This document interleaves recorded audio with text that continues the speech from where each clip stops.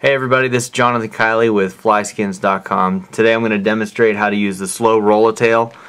The purpose of the slow roller tail, or why I developed it, was so that there'd be a very durable tail. If you notice, this thing is like probably more durable than a rubber band.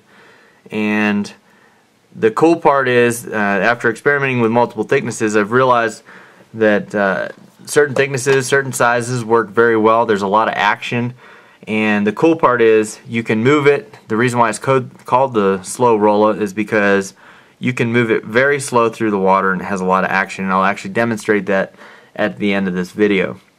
What I'm going to be tying with today is some clear thread, also known as mono thread.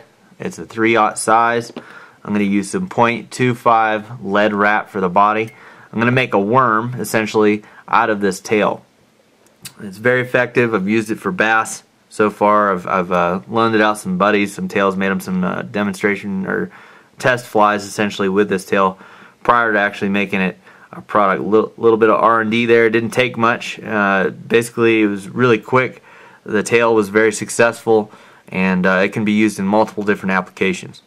I'm just really excited about this particular tail. It's ridiculous. You'll see here in the video at the end the action of the fly itself. So what I'm going to do is I'm going to go ahead and wrap this hook with some lead, and I'm going to keep it towards the front. And I'm using a size 4 Umpqua hook. It's a streamer 2x length.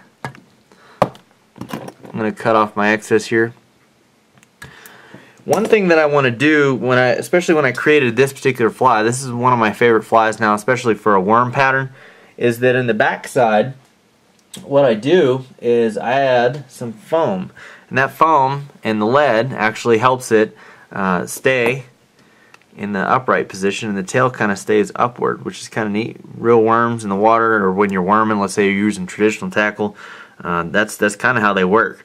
And it was a no-brainer to figure out, hey, I need to make the back end float and the front end sink, so you can use it on the bottom and bounce it over things effectively. You can also add a weed guard to this. Pretty easy.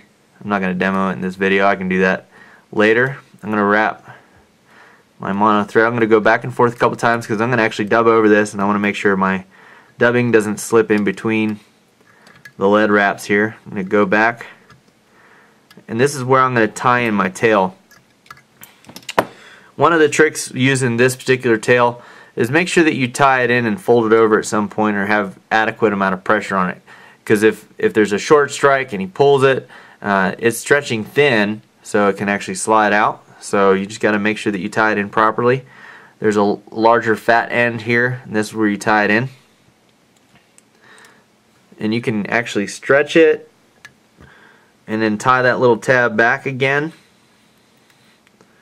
So I can tie this back, and then I don't have to worry about it slipping out. This is the medium size tail to fit this particular size hook. There's 3 different sizes. There's one for a 1/0 and up, and then there's several down, all the way down to size 6 and 12 hook. My next step, what I'm going to do is I'm going to tie in this foam. I'm going to cut a little corner on the edge there just to give it a tie-in point. I'm going to take this, tie it in, come back up right behind the lead, and then I'm going to wrap this foam around, and then I'm going to tie this in. Trim off my excess. I'm going to tie in the front of that just to taper it back down. I don't want it too bulky. Go back, big wide wraps just to get it towards the back. And then the next thing I'm going to do is I'm going to put in some matching dubbing, and for this I'm going to use the Cohen's Carp Dub. I really like this, and I'll show you as I wrap it around there. It's got little pieces of rubber in it, long fibers, and it gives a worm fly a really good look to it. And I've even tied these really small for trout. It's been very effective. If you look at the brag board, you'll actually see some fish that were actually caught on this particular fly. So I'm going to wrap the body, and And I'm using mono thread, so I'm going to go back over this. You won't be able to see it later because I'm going to brush all this out. And I just want to create a nice tapered look. This stuff's pretty strong. The mono thread is pretty strong, so when you brush it out, I've never had any issues with it breaking. And I'm using quite a bit of dubbing here.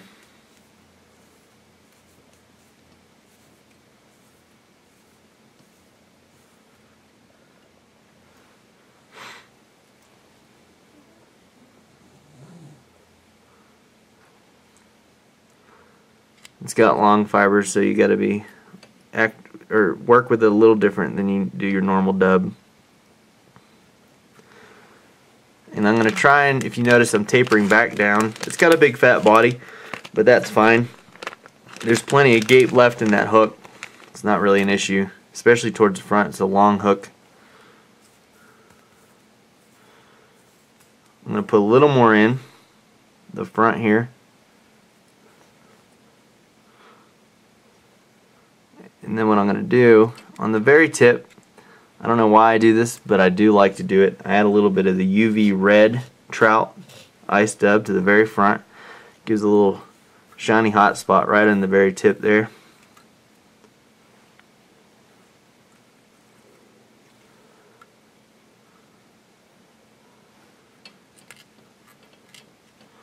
And then tie in the front.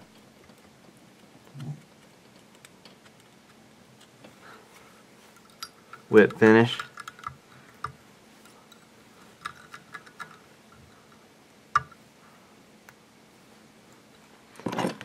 And then what I'm going to do is I'm going to use a little bit of the Loon UV epoxy on the front there.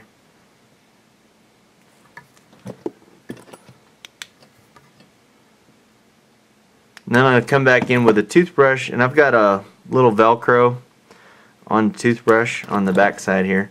So I'm going to use that Velcro. I'm going to dig it in to the fly, and it's going to pluck out these fibers. And what I've got is I'm going to create a really cool buggy body to it. And what that's going to do, it's just all going to lay flat in the back position as you're stripping it in. I want to get nice even fibers out all the way around. It's going to be pretty shaggy. As you taper it back, it gives it a lot of body back to the tail. And that, my friends, is a fly that I'm actually going to name Kiley's Shagworm, just for the sake of naming a fly. Something that I've made up with my own materials, and a fly that's been effective for me so far. So there it is. And then you'll get to see it in action here in a second.